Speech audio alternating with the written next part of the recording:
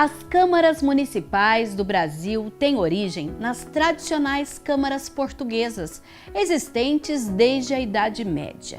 A administração municipal era de responsabilidade delas, que naturalmente exerciam um número bem maior de funções do que atualmente. Elas concentravam os poderes executivo, legislativo e judiciário. Neste documentário de Memórias da Cidade, vamos entender o funcionamento da Câmara Municipal de Campinas desde a sua criação no período colonial, com a elevação da freguesia de Nossa Senhora da Conceição das Campinas do Mato Grosso à Vila de São Carlos em dezembro de 1797 e também após a independência do Brasil, com a Constituição de 1824 e a Lei de 1º de outubro de 1828. A atuação do Conselho de Intendência após a proclamação da República até o início da Era Vargas, quando as câmaras de todo o país foram fechadas.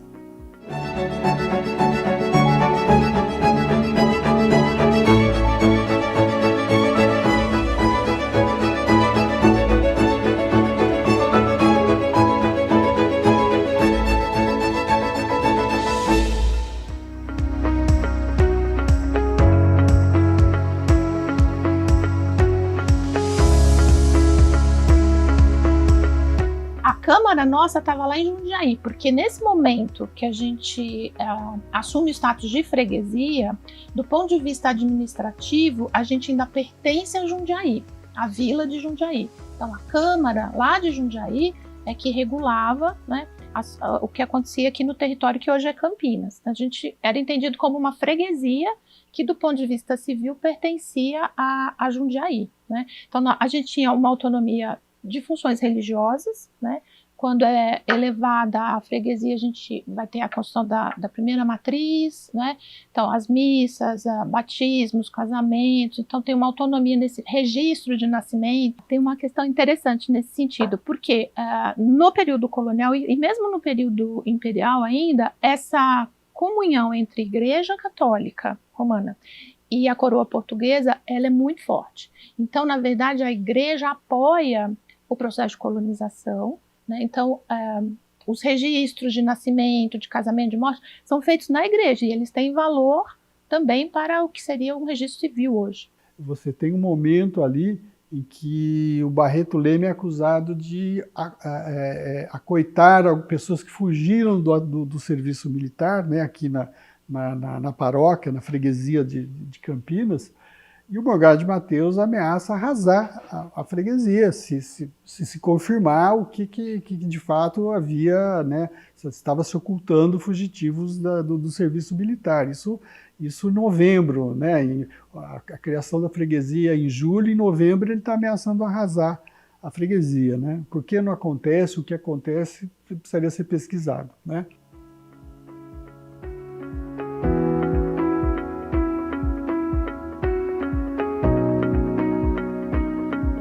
Então, 1797 a gente é levado à vila, né? Nos separamos da vila de Jundiaí, né? E aí tem todo um ritual nesse sentido, né? Porque isso também é um ritual de elevação, de ereção da vila, né? Isso é tudo documentado, né? E então é um rito que se dá em um dia, né? Então a gente tem a ereção do pelourinho, né, a marcação de onde que vai ser a construção da Câmara. A Câmara, no período colonial, ela exercia essa função de que seria executivo, legislativo e judiciário, né? Portanto, esses vereadores, 3 aí, né, mais o procurador e o juiz, né, eles estão organizados no sentido de atender essas funções, né?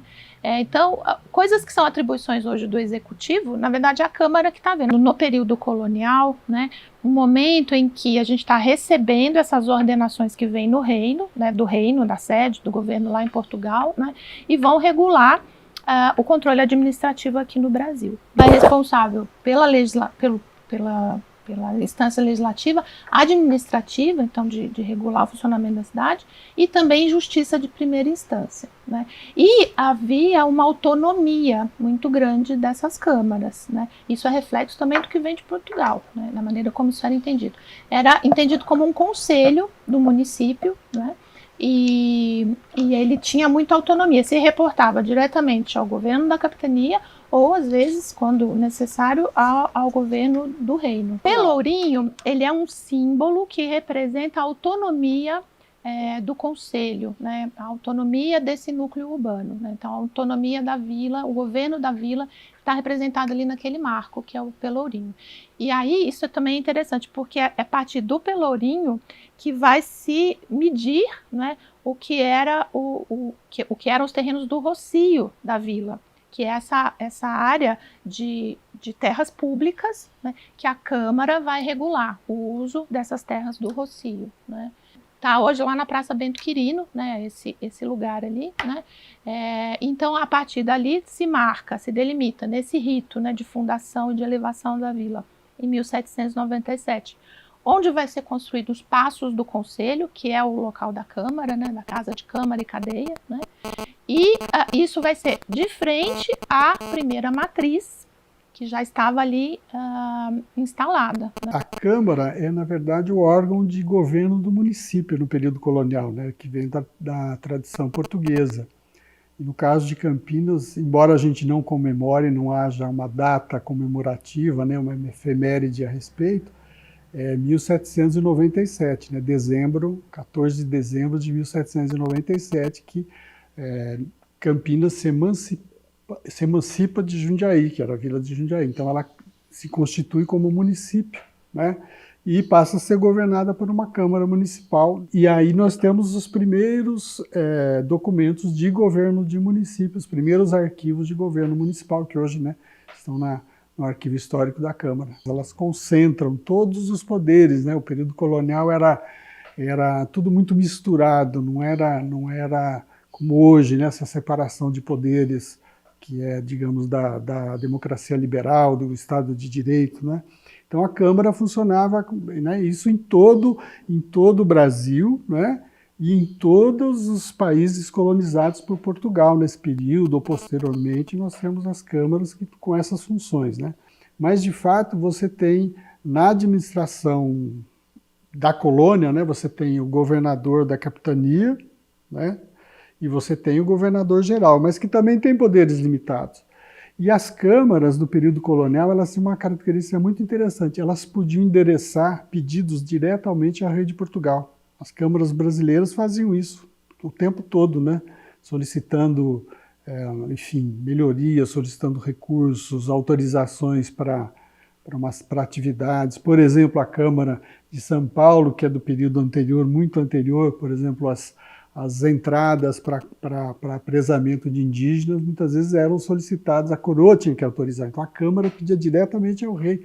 Né? Lógico, demorava muitos meses para chegar lá e muitos meses para voltar uma resposta, né? E a Câmara de Campinas, Campinas já nasce no finalzinho, né, do período colonial, então já tem bem menos autonomia do período ainda em que Campinas fazia parte de Jundiaí, né? Você tem correspondências, por exemplo, do Barreto Leme, alguma correspondência, mas sobretudo depois da criação do município, aí sim, né, em 1797. Então tem correspondências com o governador da capitania, enfim, governo geral, etc. Né? Era por eleição entre esses homens bons que se candidatavam, se colocavam ali como possíveis, né, representantes, e dentro também de um grupo que era muito restrito, homens donos de terra, proprietários de terra, ligados à nobreza, né? Então assim, os pobres livres não podiam votar, os escravizados também não, mulheres nem pensar. Então, esse círculo ele é muito restrito. Proprietários rurais, ricos, donos de escravos. O modo de eleição no período colonial era se reunir os homens chamados homens bons, que era exatamente essa elite mais rica, branca. Por exemplo, os judeus estavam excluídos dessa elite, né? Não eram só os negros, né, os escravos, nem pensar, enfim, as mulheres, então era só os homens, os mais ricos. Então, se você ver a primeira eleição, que é 1797, né? Novembro de 1797, são 30 e poucas pessoas que participam, né? E a eleição era feita, se fazia um sorteio e a gestão era anual, né? Então se fazia um sorteio que se colocava numa caixinha, num negócio fechado assim de cera, na verdade um bolo de cera, se colocava os nomes e se sorteava ano a ano, né? Durante 3 anos, então se servia, né? Esses homens bons escolhidos serviam à Câmara, né? O presidente da Câmara era o juiz ordinário, né? Esse era o título dele, então ele tinha, quer dizer, a função julgava situações, né? O juiz julgava situações, conflitos, etc., né? Então ele tinha esse poder mesmo, porque não existia um poder judiciário separado, né, como é hoje.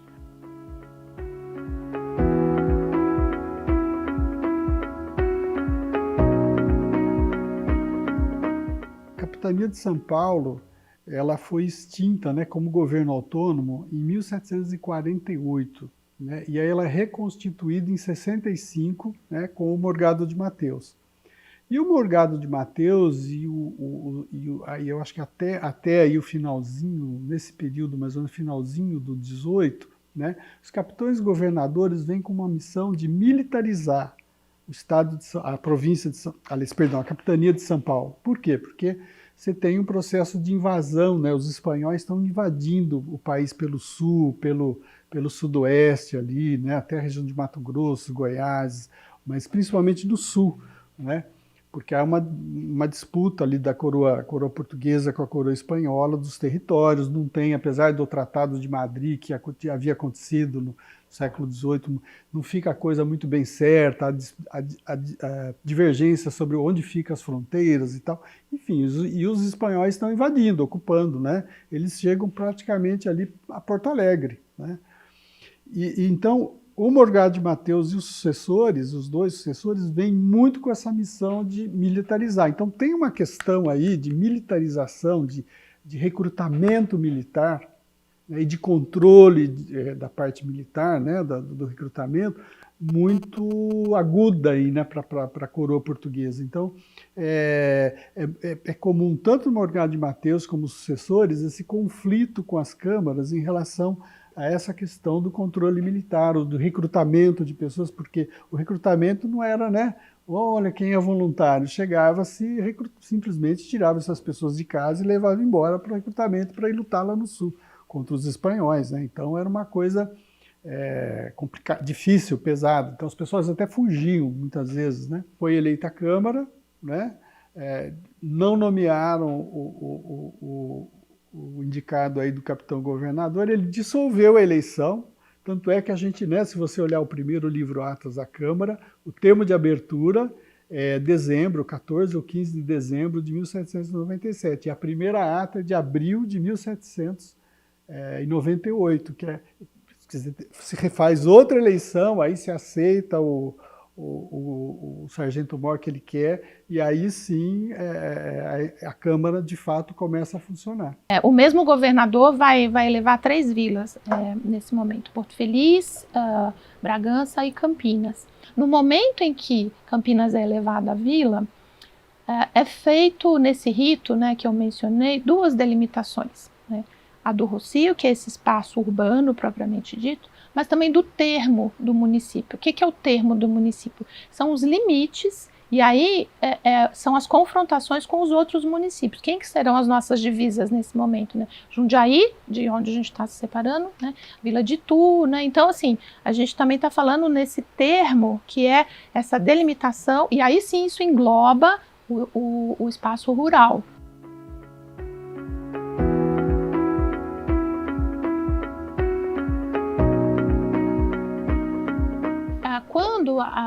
Quando a gente tem a elevação ao status de vila, né, esse nome São Carlos, né? Então, tem aí 2 hipóteses, né, que esse nome estaria relacionado ao nome de um santo, São Carlos Borromeu, por conta da data do dia santo, aí, do santo, que coincide com a data da elevação, ou se seria uma homenagem à princesa Carlota Joaquina. E com relação ao nome da cidade, né, de Campinas, eu acho que retoma, né, esse, vamos falar assim, acho que até um sentido mais laico, né, das características e identidades do lugar, né, de falar das Campinas, né, no sentido do que era esse lugar em termos da sua paisagem, né, nesse sentido. E se coloca um pouco de lado, né, a invocação a um santo, né, para se reportar ao que seria mais no sentido de uma identidade de paisagem do lugar, né. O relevante do ponto de vista simbólico é a mudança de Vila de São Carlos, que era o nome original do município,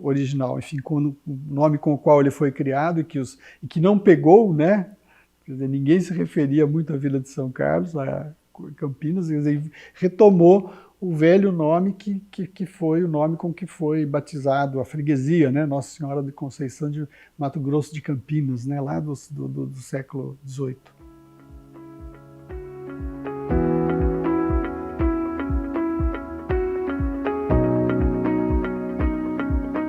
São as câmaras que vão, a partir da promulgação das suas posturas municipais, que vão regular o espaço urbano, né, que vão regular esse núcleo urbano. Então, nesse sentido que eu falo, as câmaras, no período colonial, elas têm muita autonomia, né, porque essas ordenações, do ponto de vista de regulação do espaço da cidade, elas são muito genéricas, né, e aí sim as câmaras vão intervir na questão do abastecimento de água, dos chafarizes públicos, ou, por exemplo, da concessão de datas, que seriam o que a gente entende por lotes, né, hoje, para que as pessoas pudessem construir suas casas, seus comércios, né.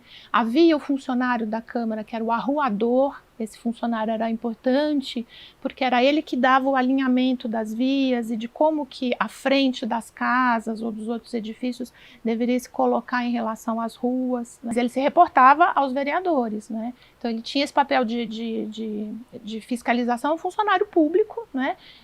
Que vai, portanto, ali conhecer o espaço urbano, né? E fazer essa delimitação. Então, a pessoa que quer construir uma casa em Campinas, ela faz uma petição à Câmara, né, pedindo que gostaria de ter né, a concessão de construir sua casa, o seu comércio, o seu edifício em determinado local, né. E aí vai, portanto, o arruador verificar se esse terreno está desimpedido, se ali está tudo ok, né. Se reporta aos vereadores, eles dão, portanto, a concessão.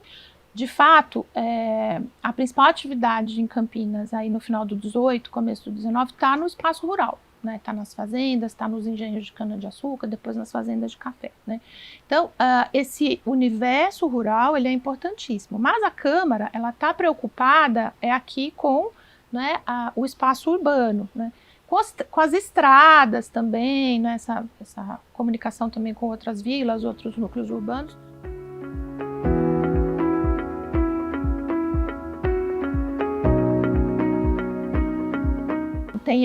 Tem esses outros papéis, o procurador, o juiz, que é, como eu disse, essa justiça de primeira instância, ela também é cumprida dentro do que se entende que é a Câmara. A gente está falando de uma elite, né, que era quem detinha o poder, né, que estava nesse universo rural, né, então donos de terra, donos da produção, né, e são esses tais homens bons, né, que vão compor as câmaras, né? Então eles vão se revezando aí no poder, vamos dizer assim, né? Em acordo com o que era estratégico para o governo da capitania, no sentido do escoamento da produção, né? Então assim, a gente está falando de uma Campinas, na passagem do 18 para o 19, que era uma grande produtora de cana-de-açúcar, né?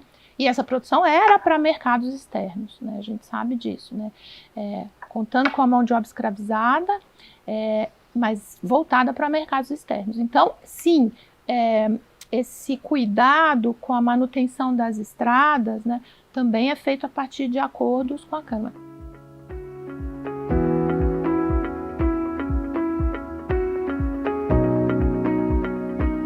Constituição de 1824, porque não existia governo de Estado, governo provincial era uma coisa muito frágil, né, muito limitada. Então as câmaras, nesse momento da independência, por exemplo, elas têm esse papel de órgãos que organizam, né, a população nas regiões, nos municípios, mas nas regiões, para aderir à independência do Brasil, porque não foi igual, né? Tem estados, vários estados que não aderiram à independência, né? Que teve que, tipo, o Pará, por exemplo, não aderiu, o Maranhão não aderiu à a independência. Então teve que o exército, Dom Pedro contratou mercenários, etc., para enquadrar esses estados, né? Se constitui um corpo eleitoral no país e se começa a ter eleições, né? A partir de 1824. Até 28, né, até a lei de organização dos municípios, ainda o funcionamento é o mesmo do período colonial. É a partir de 28 que se passa a ter, né, a eleição, passa a ter os eleitores, enfim, começa a se constituir um corpo eleitoral no Brasil, né? As listas eleitorais eram, na verdade, feitas havia as mesas, né, de apuração que faziam as listas a cada eleição. Então elas elaboravam as listas. Então era uma coisa assim, muito manipulada, né?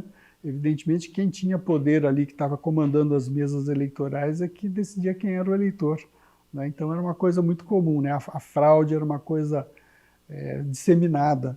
Você começa a formar, já no período colonial, a divisão entre conservadores e liberais, os dois grandes partidos monarquistas, né? Os republicanos vieram bem depois, já na década de 70, né? 1871, 72, 73 em diante. Até aí você tem, ainda nesse comecinho, ainda não muito definido, mas já depois de alguns anos começa a separar-se esses dois grupos, né, conservadores e liberais. O que veio a ser a província de São Paulo, que era a capitania de São Paulo, você tinha já uma hegemonia, né, dessa visão da independência, os irmãos Andrade, o José Bonifácio, que era de São Vicente, e a família toda. Então tinha já uma adesão quase que já consensuada, né, em relação à independência. E Campinas, né, a Câmara, enfim, tem esse pronunciamento, esse apoio à independência e ao Dom Pedro e à Constituição de 24. A partir da primeira Constituição Imperial, a gente vai ter uma Câmara que vai ter que se reportar ao governo da província. As províncias eram mais ou menos o que a gente tem pelos estados hoje, grosso modo, pensando em delimitações, né? Então, aí a gente vai ter uma Assembleia Provincial e a Câmara se reporta a essa Assembleia Provincial, né? Então, toda aquela autonomia, né? Então, isso é um pouco restrito. Uma outra regulação também que é interessante é que vai se colocar por lei o número de vereadores. Então, para as vilas, 7 vereadores, para as cidades, 9 vereadores. Então, o que acontece? Com Campinas, quando a gente é levado à cidade, em 1842, aí de 7 vereadoras a gente passa para 9. A nível de província, a Assembleia Provincial, que é a partir de 1835 que passa a existir, né? O município tinha muito pouca autonomia, né? Então, um exemplo disso é o orçamento do município. O orçamento do município, a partir da Lei de Organização das Câmaras, né, de 1828, ele é aprovado pela Assembleia Provincial. O município não aprova o seu próprio orçamento. Eles montavam a peça orçamentária, encaminhavam para a Assembleia Provincial e a Assembleia Provincial que aprovava ou não, ou alterava, enfim, né? Então você vê que a autonomia é muito pequena, né? E a Câmara passa a representar, sobretudo, os interesses dos cafeicultores, né? Se antes representava os interesses dos produtores de açúcar, dos engenheiros, como se falava na época, né? Que eram os que tinham engenheiro, que fabricavam açúcar, passa a representar o interesse dos cafeicultores, né? Grande preocupação desses era com os escravos, era manter o controle dos escravos. Campinas teve uma quase rebelião em 1832, né? Então essa preocupação, né, do controle era sobretudo sobre os trabalhadores escravizados, né? Campinas foi, aí já em meados do século XIX, né, um município com maior quantidade de escravos aqui na província de São Paulo. Então era muito grande, 1/3 da população era de escravos, chegou a ser, né, de escravos. Então havia uma grande preocupação, não só aqui, mas aí generalizada, né, nessa questão do controle dos escravos, né? Curiosamente, a escravidão não existia nada na Constituição, nenhuma lei que dizia que existia escravidão, mas ela existia, né? Existia esse imposto sobre escravos, né? O município participava da cobrança dos impostos sobre escravos, do registro de escravos, etc., né?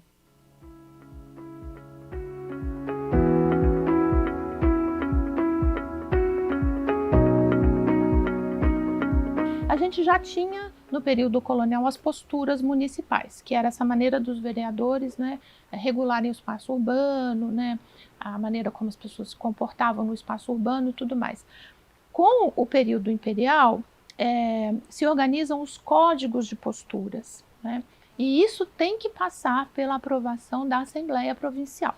Então, a Câmara formula esses códigos de postura, mas isso é submetido, né, a uma aprovação numa instância, vamos dizer, superior, né? Então, em Campinas a gente vai ter o primeiro código, né, de posturas organizado dessa maneira em 1858, isso. E a gente tem o último em 1880. E o Código de Posturas, ele regula o que é o espaço público, de uso público, e essa confrontação. Então, assim, é muito interessante. Não se fala da construção, vamos falar assim, da porta para dentro, nesses códigos. Mas é sempre dessa relação da construção com o espaço público. Então, tem que estar regulado a maneira como a fachada das casas se relaciona com o espaço público. Em que sentido? A maneira de disposição das águas do telhado, né, para que você não incomode as pessoas que estão passando, né? Então, tem que ter calhas, tem que ter uma maneira de se dispor essas águas, né? E nesses códigos, a gente tem lá os capítulos, né? Então, tem o capítulo que regula as construções, tem o capítulo que regula as servidões, né, que é o espaço público, propriamente dito. Tem o capítulo ligado à salubridade, né? Então, tem várias, né, atribuições nesse sentido, para se garantir o que eles chamavam, em 1880, do aformoseamento da cidade, né? Então, essa preocupação que envolve um sentido de beleza, de estética, mas que também tá ligado à salubridade e a uma ideia de modernização. Havia muito essa coisa de cópia, né? De se basear no código de postura de uma outra municipalidade, né? E de ir adaptando, né, esses capítulos e essas regulações para cidades específicas, né? Mas havia, sim, uma certa, vamos falar assim, uma consultoria, vamos falar assim, né, de aspectos de costumes, né, de aspectos assim, jurídicos, né, vamos falar assim, para que orientasse nesse sentido, né? Até porque se isso é submetido a uma Assembleia Provincial, né, isso também tem que estar de acordo com determinados princípios para que depois seja validado, né? Então, essa visão negativa da população, de um modo geral, é uma coisa presente. E a Câmara está sempre essa discussão falando, né? Quer dizer, a referência sempre de controle a essa população, não só escravizada, mas também a população livre, pobre, né? Na sua maioria mestiços, né? de negros, de índios, negros e brancos, índios e brancos, né? Que é uma população, aqui em São Paulo, sobretudo, muito a mestiçagem com os indígenas foi muito forte também, mas também a mestiçagem entre africanos e indígenas, né? Do ponto de vista de elites políticas, no momento, também a gente tinha representantes na Assembleia Provincial, né? Então também esses fazendeiros, né, filhos, né, dessas famílias, né, também se organizam nesse sentido de ter representações nas instâncias aí da província, né? A função de organizar o espaço urbano, de manter a higiene do jeito que era entendido na época, que era bem diferente do jeito de hoje, né? Então, por exemplo, eles não sabiam da existência de bactérias, micróbios, etc., né? Eles falavam em miasmas na época, até o final do século XIX. Luminosidade, o padrão das casas, das ruas, isso vem lá do Portugal colonial, da legislação, né, das ordenações do reino português, né, em que atribuía às câmaras essa função de ordenar o espaço urbano, do ponto de vista da ocupação, né, e do ponto de vista dos arruamentos, do ponto de vista da higiene, então essa coisa de animal, né, solto, porque o que acontecia? O animal solto morria, ficava na rua, né? Cadáver de cavalo era comum isso, né? Na qualquer cidade do Brasil, em meados do século XIX, você de repente deparava com um cavalo morto ou até uma pessoa morta no meio da rua, né? Muitas vezes um indigente. Então aí também o controle dos indigentes, pensando nesse aspecto do higienismo, né? Como se falava na época, né? Do ponto de vista da higiene, da estrutura, do funcionamento do que era o espaço urbano, né? Que as carroças podiam entrar, os escravos, que hora que podiam estar, se podiam estar, né, andar pela cidade, ou não, enfim, isso tudo era a Câmara né? O comércio, né? Onde podia ter comércio, qual comércio podia ter, a Câmara que controlava. Tanto é que você tem o imposto, né, sobre o comércio, sobre, enfim, uma série de gêneros, né, alimentícios, enfim, separados. Você tem imposto sobre carnes verdes, por exemplo. A gente tem livros aqui, a Câmara tem também, né, que era carne fresca, né. Esse próprio investimento urbano, né, então, eu estava mencionando a Companhia Campineira de Águas e Esgoto, que é fundada em 1887, né. A própria Companhia Paulista de Estradas de Ferro são fazendeiros de café, que são os acionistas, são os fazendeiros de café de Campinas, ou do interior, ou de São Paulo, que são os acionistas, né? E que trazem esses serviços urbanos, e no caso da ferrovia, né? Super importante até para incrementar mais ainda, até 1872, quando é criada a estação ferroviária aqui aberta, né? Era no lombo de mula, né? Ia para São Paulo, no lombo de mula, lá, depois de um certo período de trem para Santos, mas antes disso era, né, até Santos, então se perdia muito mesmo, né? O açúcar mais ainda, né? Porque né, ela não era nem grão, né? Era pó, né? Enfim.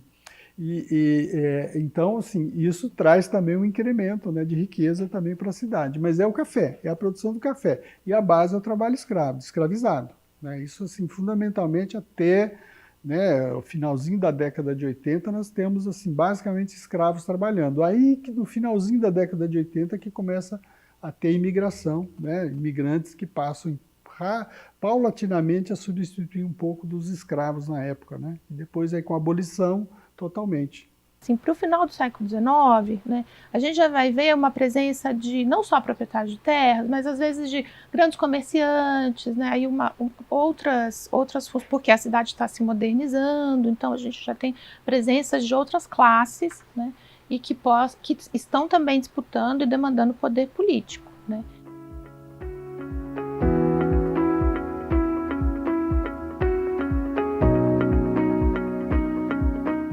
Com a proclamação da República, nós temos transformações que vêm desde o nível federal ao estadual, né? Na verdade, nós nem falávamos em estados até então, nós falávamos em províncias, mas com mudanças de legislação nós passamos a falar em estado, e essas mudanças chegam ao nível da administração municipal.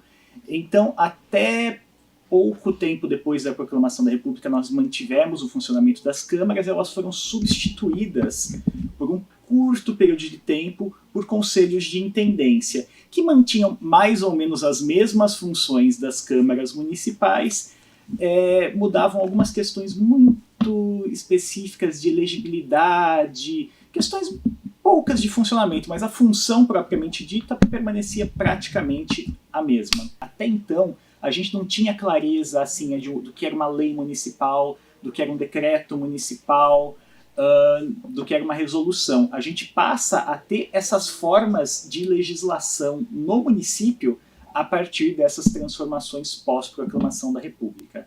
Você começa com a proclamação da República a ter um desenho de uma separação entre um poder executivo e um poder legislativo. Na verdade, você começa a ter o desenho destes poderes, porque até então não se falava, ou não temos registro de se falar dos poderes propriamente ditos. Quando você tem a recriação da estrutura Câmara Municipal por volta de 1891, 1892, é a primeira vez que nós localizamos até então que a Câmara é colocada expressamente na legislação como poder legislativo. Mas você começa a ter também um desenho de poder executivo. Mas a gente brinca que essa relação com o poder executivo ela vai se desenvolvendo pelas décadas até 1930. Ela assume a linha de frente né, da questão da febre amarela, né? Tanto a gente tem aqui um livro de registro de despesas da febre amarela, mas aí já é o período já republicano, né? Porque são 5 epidemias, então a maior parte, na verdade, o pior momento é já no início do período republicano, né? Mas mesmo nesse período, no final ali do Império, né, 80 e 89, ela tem um papel, né, decisivo, quer dizer, a Câmara tem que assumir a frente, porque ela é o governo do município, né? Tanto na Câmara Federal, nas assembleias provinciais também, circulava essa discussão de ter um órgão executivo nos municípios, né, um agente do executivo, né, mas nunca vingou. Então foi quando se implantou a República, aí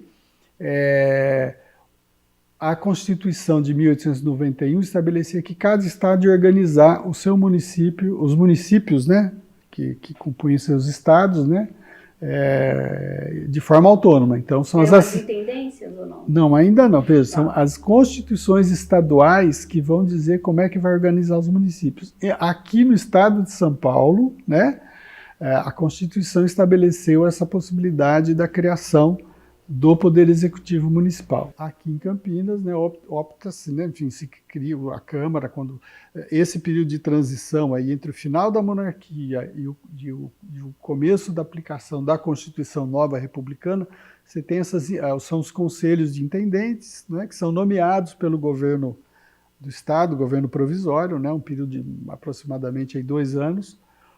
E aí, depois disso, quando passa a vigorar a Constituição de 91 estadual, né, e passa a vigorar a Lei número 1 e Lei número 2, aí Campinas passa a ter a figura do intendente mesmo, né? Na verdade, são inicialmente 3 intendentes, mas já na Lei número 1 prevê que em 1894 já passaria a ser um apenas, né, ali, né? No início, eles fizeram uma transição aí, né, de 3 intendentes, que é o de higiene, instrução pública, finanças e obras públicas, né? A figura do prefeito surge no comecinho do século XX, né, na primeira década do século XX. Até então, você tem os intendentes, né? No primeiro momento você tem 3 intendências, depois transformam-se em uma só, e os intendentes, né, neste caso, eles vão executar as determinações da Câmara. Eles começam, então, a se desenhar como um poder executivo.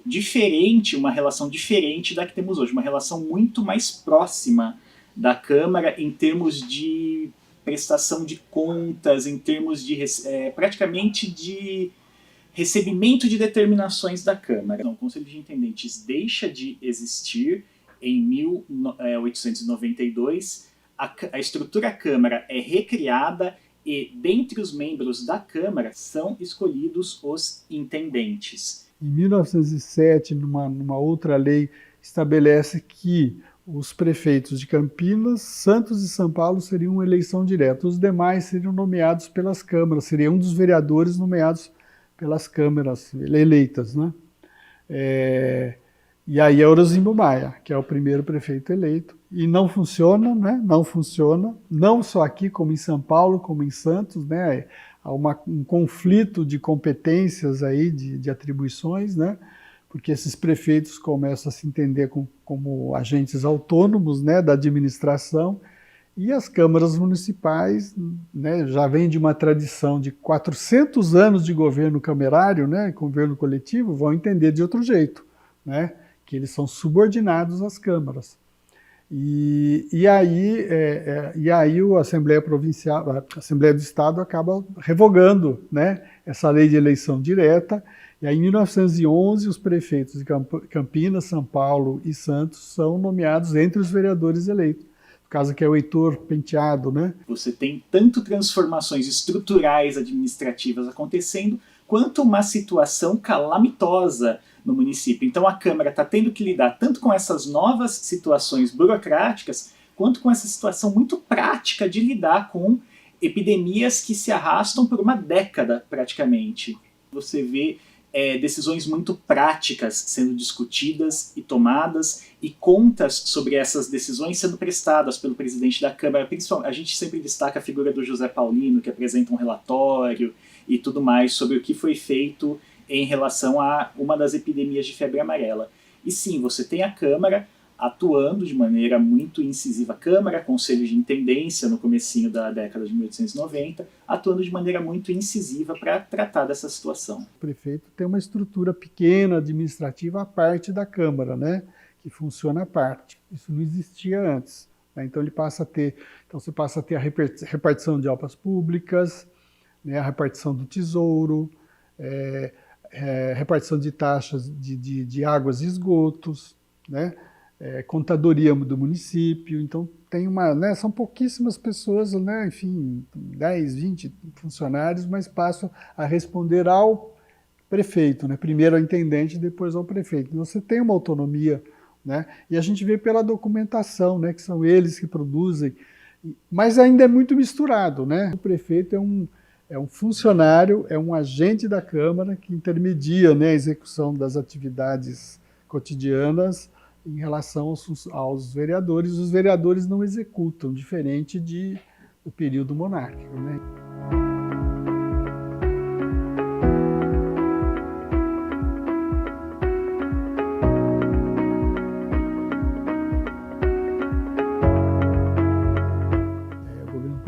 Fecha todas as câmaras de todo o país, né? Assim como as assembleias legislativas dos estados, e vai só depois na Constituição seguinte, né?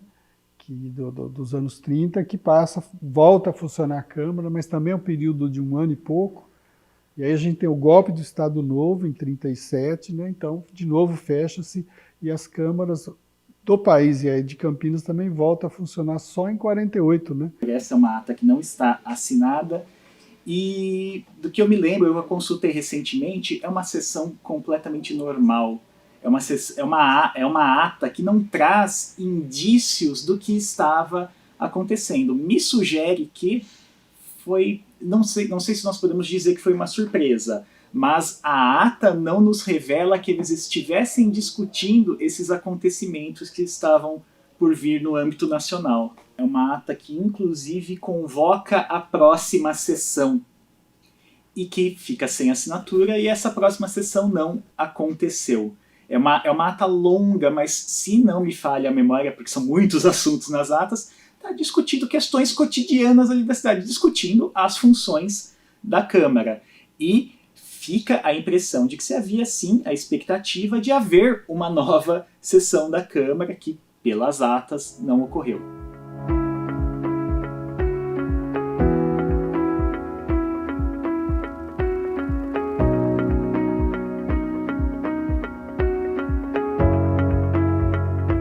Nós temos o fechamento em 30, nós voltamos a ter uma nova sessão na Câmara em 1936. É uma reabertura da Câmara, e aí também o livro de atas é muito curioso, porque ele traz ali uma indicação de todo o período no qual essa Câmara exerceria mandato. Se não me falha a memória, até ele anota ali a Câmara que vai ficar de 36 a 39. Só que em 37 as câmaras são fechadas novamente pelo Estado Novo. Você tem páginas em branco ali, e você só vai voltar a ter a atuação da Câmara Municipal em 1948, pelos registros que nós temos. Nós temos na Câmara, entre 30 e 36, por alguns períodos determinados de tempo, a existência do Conselho Consultivo Municipal.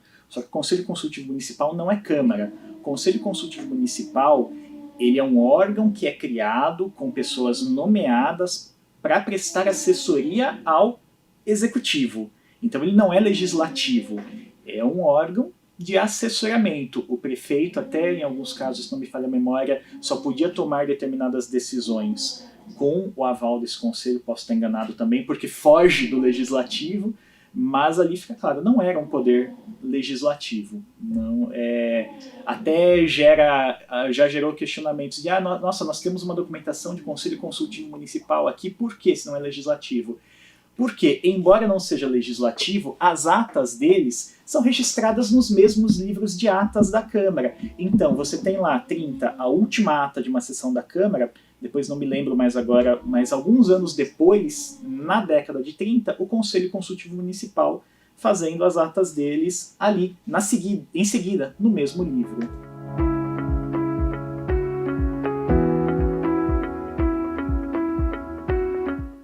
A Câmara teve um papel importante na ordenação desse espaço urbano de Campinas, né?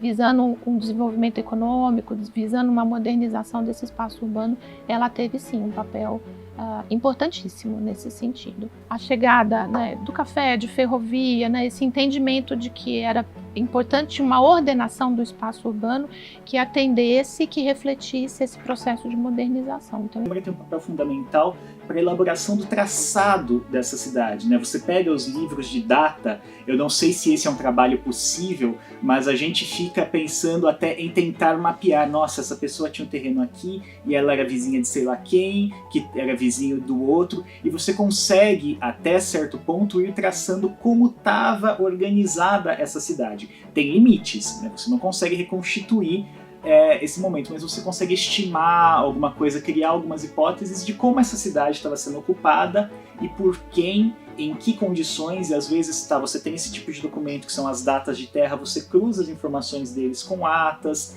às vezes com informações que estão em outros acervos, como o acervo do Tribunal de Justiça, inventários, e consegue traçar um panorama de como essa cidade estava se transformando. Não pode pensar a Câmara isolada, né? Assim como os políticos, até hoje em dia se pensa muito os políticos como pessoas isoladas, ou eles são muito bons ou são maus e coisa. Não é bem assim, né? Mas, ainda mais naquela época que você não tinha, muito menos que hoje, políticos profissionais, né? Políticos profissionalizados que vão se recandidatando a um cargo, a outro, a vereador, a prefeito, a deputado, volta a ser vereador, etc, etc, né? Você não tinha essa situação. Na verdade, as pessoas mais ricas que eram os políticos, só os mais ricos, né? Bem diferente de hoje, que você tem pessoas de várias extrações sociais, embora ainda uma, né, predominância de gente de renda e patrimônio maior, mas você tem uma heterogeneidade maior no século XX, século XXI, né? Então esse período, assim, era muito a própria elite rica da cidade que eram os governantes, né?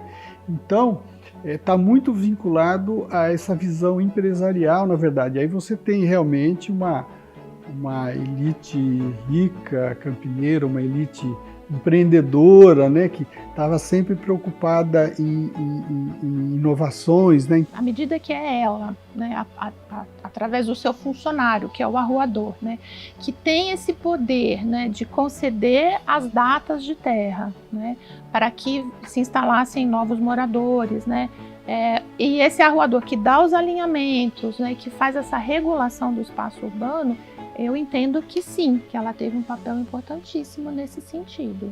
O acervo da Câmara são uma fonte primordial para você pensar o que é Campinas, né? Tudo bem, nós estamos falando muitas vezes de uma visão sendo registrada por quem está no poder, mas mesmo no registro de quem está no poder, a gente consegue recuperar, claro, com seus limites, muitas e muitas e muitas vozes dessa população, das pessoas que por aqui passaram.